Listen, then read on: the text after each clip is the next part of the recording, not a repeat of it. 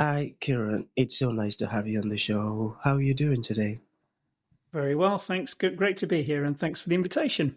Beautiful. And thank you for saying yes to the invitation. Thank you so much. Okay, Kieran, I am quite excited to have you on the show today for some reasons. Firstly, my interest in knowledge seeking, because I believe in order to transition from a chaotic situation into that of a beautiful one, it takes the application of knowledge, quality information. And you see, Kiran, ever since I discovered the light in the Hebrew means knowledge and darkness means ignorance, I've been so keen to knowledge seeking because I do not want to remain in the dark. The second reason why I'm excited to have Kiran on the show is for the sake of the listeners. You know, Kiran, we live in an age where information is as abundant as grains of sand. We've got a lot of informations out there. So these folks trust me for quality information. And that's why when I came across your profile, I was excited because I believe our conversation is going to be insightful. So let's get started with your introduction, Kieran. Talk to us about your journey, your personal or professional journey. Let us know how you got here. Then afterwards, I've gotten some beautiful questions for you. Okay, Kieran, Okay, over to you. no problem. So I'm Kieran. I've been working in IT for probably 25 to 30 years now in the tech sector, across a variety of different areas, but predominantly serving small businesses. That's really what we've been involved in with business services, from registering web addresses through to providing telephony services and marketing services, company formations, and most recently in the last 2 to 3 years, payments. And along the way, the thing that got us into payments is we also started an online charity giving platform, which was a completely philanthropic project. So the idea behind that was that we wanted to allow people who were taking parts in runs for charity or a swim for charity or a cycle ride or cake bakes, really to ensure that all of the money that they raised went to the charity with no deductions. So, as I say, completely philanthropic. Um, and the problem that we encountered with that was that the cost of processing all of the donations really created this quite low ceiling on our impact and reach, because it's very expensive. Most of them were being paid for using credit and debit cards, and the cost of processing those is quite high. So we ended up creating the business that I'm now operating, which is a payments business, to solve that particular problem and reduce those costs enormously. So that's the background to kind of the professional life. On a personal footing, what I've found has benefited me along the way is making sure that I get plenty of rest, plenty of exercise, and time to kind of reflect and think about what I'm doing, which is away from the computer and away from the keyboard and all the frantic nature of operating startup businesses, which can be a little hectic sometimes. Beautiful. What a wonderful journey. I love that. I love that. Okay, being in the tech world, for 25 years. Wow. I love that. Seen a lot of change. I tell you. Okay, let us begin the questions from there. Are you ready? Yeah, sure. Okay, so um, what caused the shift, or should I say, what was the inspiration behind you moving from telecommunications to the world of fintech and open banking? Can you talk more on Okay. that?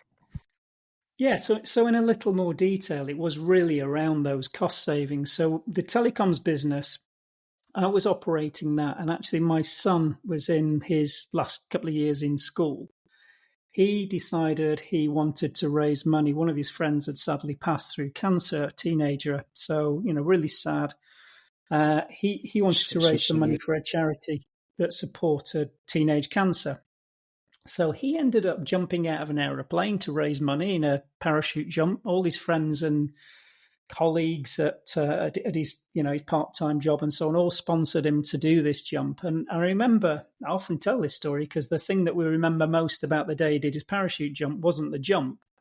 it was him coming downstairs later in the evening and saying, I'm really frustrated because I've just discovered a huge chunk of the money that's been raised is being lost to, platform fees where people had sponsored him, deductions from gift aid, and most importantly, I think the card processing fees. So we set about to try and put that right. Kind of the whole family felt that, and we said, what can we do to help you? And in one of those harebrained moments, it was, well, let's set up an alternative platform that's completely free. So that's kind of the route from. I mean, there wasn't much telecoms involvement in that, other than I got some really great engineers in the business who, when I went in and said, look, should we do this? It's going to be coffee breaks and lunch hours and evenings and weekends. We're not going to get paid for it. It's just completely to give back. And I was really amazed at how the team was entirely behind it, really wanted to support it. And everyone kind of built this platform completely free. That got up and running. Initially, the charities were a little bit nervous about our motivations, understandably, because it's not often that people come along and say, do you want us to process your donations? It'll cost you nothing. Okay, what's the catch? Are you selling data, or whatever it might be? There was some nervousness, and we had to convince them that the motivation was just, it's time for us to do something. We've got some great people. How can we help out? You look at fundraisers and people that are giving money and people volunteering in charities, it's kind of quite inspiring. And what can we do to help all of those people achieve great things? But really the move from there into payments came because of this obstacle. So that it was like a success paradox almost. The more people used that platform and found out about it, the more effectively we were paid. Well, in a very linear way, the more we were having to pay card processing fees. So we got a bank in the UK to sponsor the platform, but every month we were going back and saying, can we have more money because more people are using it? So that really was the route from, we then sold the telecoms business, moved all the staff into this new business that we created to process these payments. And that was the reason that happened. It was solving a problem in the charity sector that just opened our eyes to the fact that problem exists everywhere. The cost of getting paid as a business or as a charity is just getting too high, and there's got to be a better way of doing it. So really that was the reason. Wow, I love that.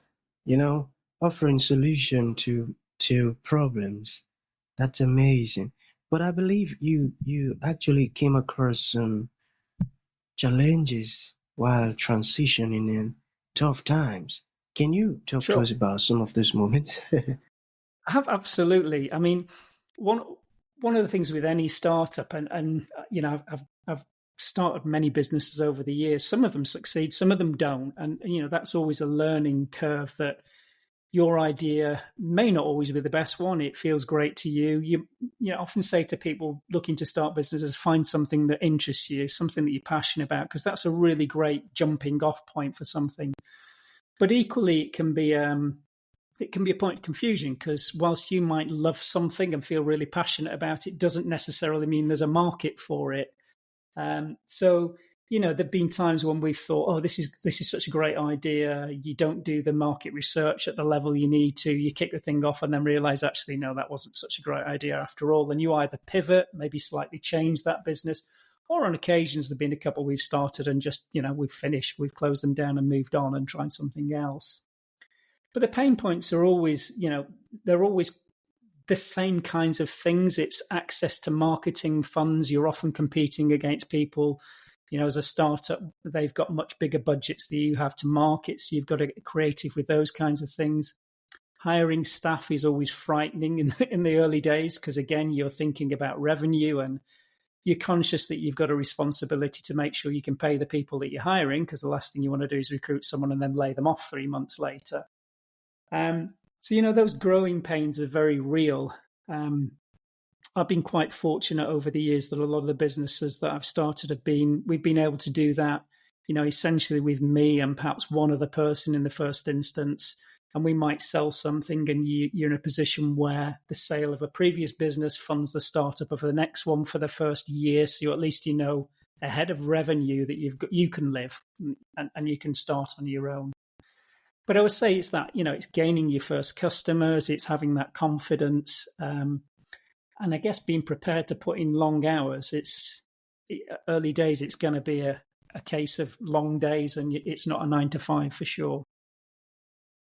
I got that.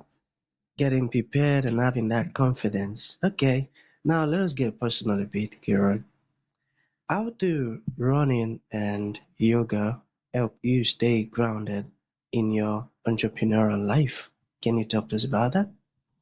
Absolutely, and they're both very different in every sense. That I find that the yoga really balances the running, and the effect that they have on my overall well-being are quite different. So I've been running for, well, as long as I can remember. Probably started when I was in high school, 16, 17 years old. Never a particularly fast runner, didn't win competitions, but really kind of enjoyed doing a quick cross country or something just to, release the tension, I guess, at the end of a day, just get out there in the fresh air. So I've been doing that all my life, basically. Run probably 20, 25 miles typically in a week, and taking part in quite a few races over the years, only for my own kind of enjoyment, not racing against people, but things like the New York Marathon I've done now 3 times. We have a big half marathon in the UK called the Great North Run, probably one of the biggest half marathons in the world. About 50,000 people take part in that. I've done that probably a dozen times as well. But I often describe the running as a bit of a moving meditation as opposed to the yoga, which is very different. And the reason I say that is it's oftentimes when I'm out on a run that I will solve a problem. Whereas on the yoga mat, people say, do you find that's a good place to solve, any issues that you might have? And for me, the yoga mat isn't. The yoga mat's somewhere where I really want to get into almost a deeper meditation where you're concentrating on the breathing. You're not thinking about anything other than the breath, and it really gives you a proper escape. Whereas running, I'll go out and just that movement and not having to sit in front of a screen and try and figure something out. I often find that a problem to a marketing issue I might be facing, or anything, might be a technical issue, will just kind of pop into your head and you go, I've thought about that. And it might be 3 miles into a run or something that happens. So for me, I think the running's great. It's outdoors. I hate treadmills. I've never been a treadmill runner. I know a lot of people love running in the gym, but it's not for me. So it's the fresh air, it's the movement, it's the change of scenery. These days, I'll stop and take photographs, which I never used to when I was younger. I was always so conscious of the pace and, I can't possibly stop and, affect my mileage or my mile pace. But now I'm much more relaxed about that. So I take a bit of photographs of scenery and so on as I go. Beautiful. That's a good one. That's a good one. Okay, moving abroad as a Brit can be challenging. So what are the lessons that you've taken from this experience that impact your professional or personal life? On the professional side, there was the first time we did anything in a fairly major international way was when we were operating the domain names business back in 1999, 2000. And we've been hugely successful in the UK with that business. It had grown really rapidly, and we started to look at international markets. And I think one of the lessons I learned very quickly and probably quite hard, I went over to South America and ran the operation from Buenos Aires. My wife's Spanish, so we thought, well, how hard can this be? It's going to be a translation of an English website into a Spanish website, and hey, that's it. That's all you need to do. We fell pretty hard on that one because obviously being in an international market isn't just about translation, it's proper localization. So it's, thinking about payment flows, how they may differ. Back in late 1990s, credit card penetration, for example, in a number of Latin American countries was substantially lower than it would have been in the UK at the time. So we've got everybody paying for products using credit cards, and that's not really a viable route into that market 25 years ago. So really, I think some humility is really important when you're moving abroad to understand that it's not as straightforward as you might think with your very narrow focus on how things operate in your country or your culture. So recognizing those cultural differences in every aspect of doing business is quite important, and bringing a bit of humility to it. And in a personal life, I guess a lot of the same principles apply. It's go and work within the country and the customs and culture that you're in as best you possibly can. Oftentimes you'll hear Brits in Spain saying, I'm over here because I really like that slower, more relaxed pace of life and the sunshine and so on. And then they get really uptight when that pace of life is reflected in the construction sector, or they've got somebody to come in to do the work on the house, and it's like, I want it now. And it's, you can't have both things. It's a different culture. So I think those are things that you do, kind of go into new places and think, let's go with my eyes open. I got that. So let us look at future goals, all right? How do you see Wonderful evolve in the next few years?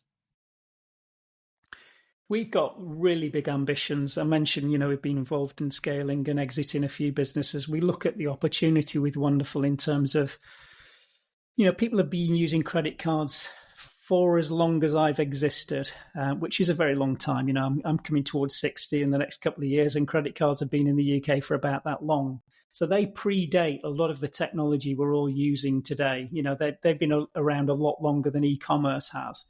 They were designed for a very different world from the one we live in now. And you can see that in the way that card payments are often made. There's a lot of security measures that are almost, they're post-payment. It's about things like CVV numbers. It's about one-time passwords. It's all these additional security measures that have been put in place because actually the technology inherently doesn't offer some of those things.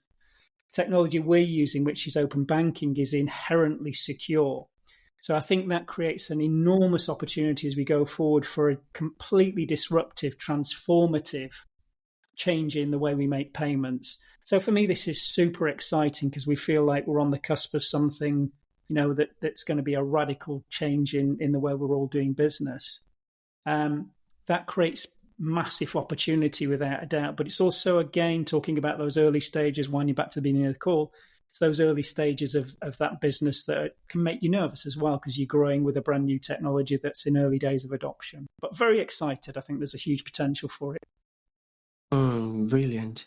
The fact that you are causing change tells me that you're a very important asset to this planet. I tell you, because offering change to some things that, gives people headache, makes people panic, and, all of those things, and you're offering a solution. You're very important to this world, and keep doing it, man. I love that. Beautiful. Thank you so much. So in order to bring this to an end, Kieron, what would you like to leave the audience with, like a final thought? And to those who would like to reach out to you, learn more about Wonderful, you've said some amazing stuff and it resonated. They would love to learn more. How can that be possible? Absolutely. Okay. I mean, my parting thoughts are very cliche, but seize the day. Life's too short. If there's something that you're really passionate about, particularly if you're in a job you're not really enjoying it, and there's something that you really think that you'd like to do that doesn't need to make a difference to everybody's life, even if it's making a difference to you and your immediate family, just give it some thought. Is there a possibility? Explore it. And if you feel, strong, resilient enough to give it a go, absolutely give it a go. As I say, you don't get lots of chances to do these kinds of things, so seize them if they come along. You'll never regret it. Even if it all goes wrong and you go back to what you were doing, it's always just an experience, and I think experiences are just super valuable. So I would always urge people to have a go. Where can you find me if you're interested? I have a personal blog at kieron.net, and that's Kieron. Strange spelling of my name. LinkedIn, of course, Kieron James, and the business is at wonderful.co.uk. So that's a very easy website address for you to remember. Beautiful. So that's going to be the end of the show, Kieron. Thank you for coming, and thank you for blessing our ears with this insightful words. I truly appreciate it, man. Thank you. You're very welcome, and thank you again for the opportunity.